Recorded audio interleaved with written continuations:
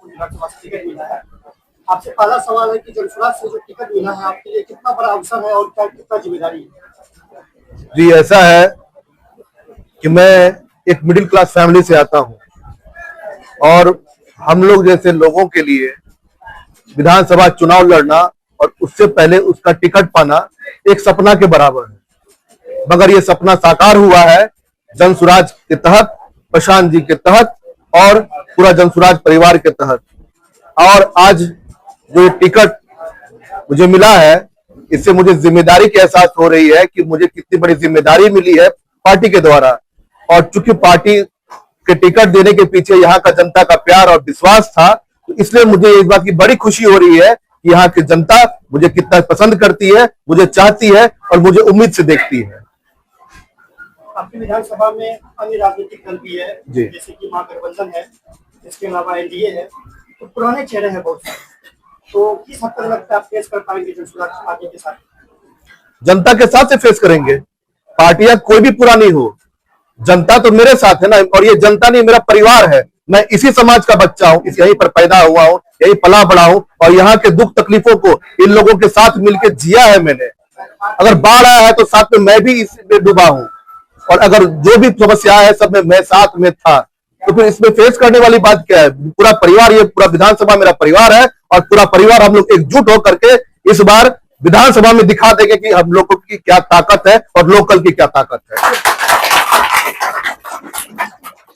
कानपुर विधानसभा क्षेत्र अभी भी जो है रोजगार, शिक्षा, स्वास्थ्य, इन मामलों में जो है काफी पीछे चल रहा है जी। तो इन मुद्दों में किस मुद्दे को आपने प्राथमिकता दिया है? मुद्दा भैया बहुत है, रोजगार हो, शिक्षा हो, सड़क हो, बिजली हो, आज तक सबने मुद्दा बना के रखा, कभी किसी ने निदान नहीं किया। इतना साल हो गया, एक बात बताइए, आजाद पूरा हिंदुस्तान एक साथ हुआ था, तो बाकी राज्य आगे और हम लोग पीछे क्यों है? क्या वजह है? इसका मतलब दो ही हो सकता है, या तो उनसे हुआ नहीं या वो करना नहीं चाहे, और इन दोनों का तीसरा जवाब जनसुराज बन के देगा, होगा भी और करना भी चाहते हैं।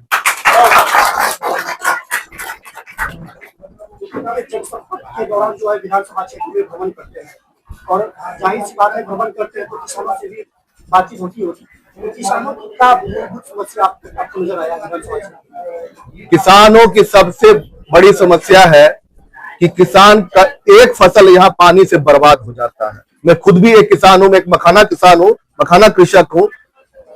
कोई भी फसल हो, एक फसल यहाँ से पानी का में बर्बाद हो जाता है बाढ़ में और उसका उचित मुआवजा नहीं मिल पाता है।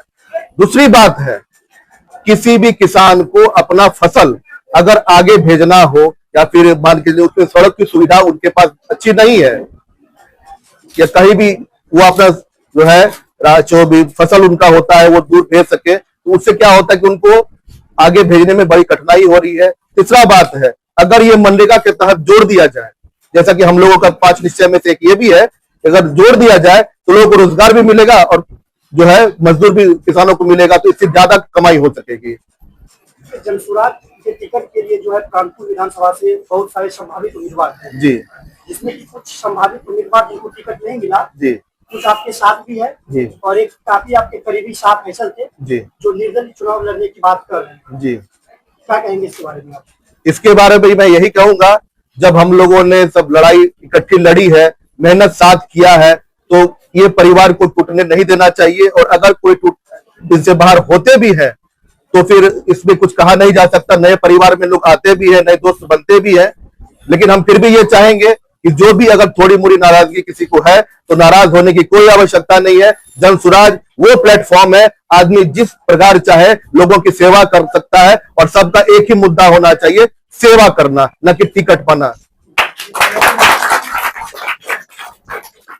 विपक्षी कह रही है कि वोट काटने का काम किया जा रहा है। वोट काटने का बात कहाँ होता है? मैं किसका वोट काट रहा हूँ? ये तो मेरा परिवार है। जब परिवार है, ये समाज मेरा है, तो वोट मैं नहीं काट रहूंगा। वोट तो अब मेरा ही है और जनसुराज का ही है। जी देखिए, 5 निश्चय जो हमारी पार्टी ने कर रखा है वो तो होना ही है, उसमें कहीं कोई दो राय नहीं है। इसके अलावा मेरा स्थानीय जो भी मुद्दा है, स्थानीय मुद्दा है सड़क। अभी आप चले जाएं आपका सिक्किया होते दुर्गा पूरा होते हुए वो सड़क का जो स्थिति है, आपका लाभा तक में सड़क की स्थिति बहुत खराब है। महानंदा पे जो बांध होना है, जो आजमनगर में इतनी दूरी हो जाती है, उसका समस्या है। केवनिया पंचायत जा करके देखिए, लोग 7 से 8 महीना आने जाने के लिए नाव का इस्तेमाल करते हैं, कोई पुल पुलिया नहीं है, नाव छोटे छोटे बच्चे नाव से टपते हैं, वो समस्या। सड़क और पानी का पुल का समस्या तो है ही, बिजली की समस्या बहुत बड़ी समस्या। एक तो बिजली सही से रहती नहीं है, बिजली आती भी है तो लो वोल्टेज की समस्या बहुत है, और इस प्रकार बहुत सारी समस्याएं हैं। बाढ़ का प्रॉब्लम है। अभी आप जहां पे बैठे हैं, आप इसके दाएं बाएं पीछे देख लिए, चारों बगल बाढ़ का पानी भरा हुआ है, चारों बगल बाढ़ का पानी भरा, समस्या बहुत है।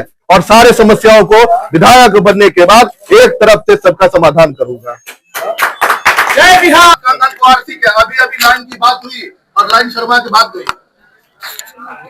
आने की संभावना आपके साथ कोई कहा नहीं जा सकता। 2 मिनट भी लग सकता है, 2 घंटे भी लगते हैं, 2 दिन भी लग जाते तो आपका कॉन्फ्रेंस कैसे होगा फिर? कॉन्फ्रेंस क्या है? मेरा कॉन्फ्रेंस जनता की का जो मेरा आवाज है जनता के कानों तक, मिसिलों तक पहुंच रही है, यही मेरा सबसे बड़ा कॉन्फ्रेंस है।